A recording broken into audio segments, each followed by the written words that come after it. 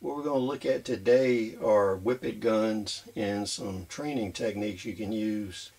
These guns are some of the hardest to use of all the NFA weapons. This is a non-NFA version, and what we would recommend you do is get a non-NFA version prior to going into the NFA area. That way you can determine if this is something you want to pursue without having to go through all the legal headaches of doing a ATF Form 4. Now, a lot of these guns come in large caliber. This is a 12 gauge, this is a 20, and these two are 12s. Some of the shot pistol versions are available in 410. That's a good starting point. One thing you can do that is non-NFA is you can get a Thompson Center Contender chambered for 45 Colt 410 shot shell. That would allow you to move into the shot pistol arena without going NFA. And if it's something that you like or you want to continue to train with or you find useful, then you can move up into getting Class 3 weaponry. One tip we'd like to give you, if you're not sure this is an avenue you'd like to pursue, working with short barrel rifles and shotguns, what you may want to do is buy yourself some non-NFA versions.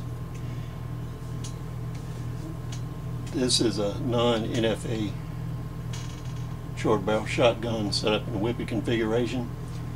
This one falls under the same regulations as any other shotgun. Here we have a high standard version. This one's pistol grip. You can use these to get a feel and see if this is a tactical niche you'd like to pursue before you go the NFA route. Now, these non-NFA versions are not going to be as handy, and they're going to be a lot more awkward than the NFA versions. But it's a good starting point. The weapons are a lot cheaper, and you don't have to go through all the federal paperwork. Now, in foreign countries, some of these are regulated just like the NFA weapons, so you'll have to check in your country, state, municipality, whether these are regulated. Now, these guns have a lot of recoil, and there's two training tips we're going to give you. This is a non-NFA short barrel rifle that's cut down. Here's a Mossberg version. They were confiscated on the street. They were able to sell them because they didn't fall within the National Firearm Act. With these 22 rim fires, you can practice aiming, trigger control, tactical moving, stuff like that, with the low recoil of a 22 rim fire. That way you can practice your techniques. It's cheaper, it's quieter, you don't have the muzzle blast and recoil, so you can work on and develop some of your techniques using short barrel rifles like these. The second tip we'll give you, which works the best with single and double barrel shotguns, this is a 20 gauge. It may have more recoil than you want to use, so you can adapt it to 410 gauge and start with a 410. So what we recommend, and when we're doing familiarization training with these kind of weapons, we like to have clients and ourselves, we use chamber adapters, shell shrinkers.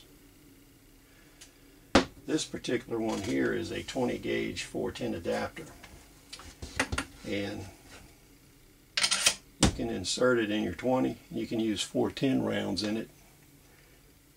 And then when you have the NFA versions, it's even more useful. This is a 12 gauge NFA version, and we have two sets of chamber adapters that we use for this.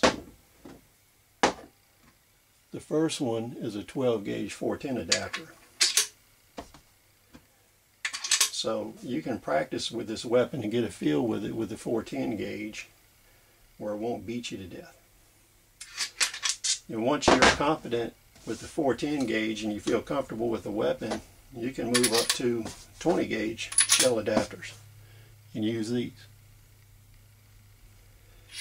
And following the 20 gauge shell adapters, what we would recommend is that you use 12 gauge tactical low recoil rounds, or either some of the mini shells that have reduced payloads. That way you continue to build your confidence with the gun, and if you reach a point where the recoil is getting too much for you, you can stop and just use the weapon right at that plateau. That was a few training tips on how to get started with short barrel shotguns. Thanks for joining us. Please rate, subscribe, comment. Tell us if there's anything else you'd like to see.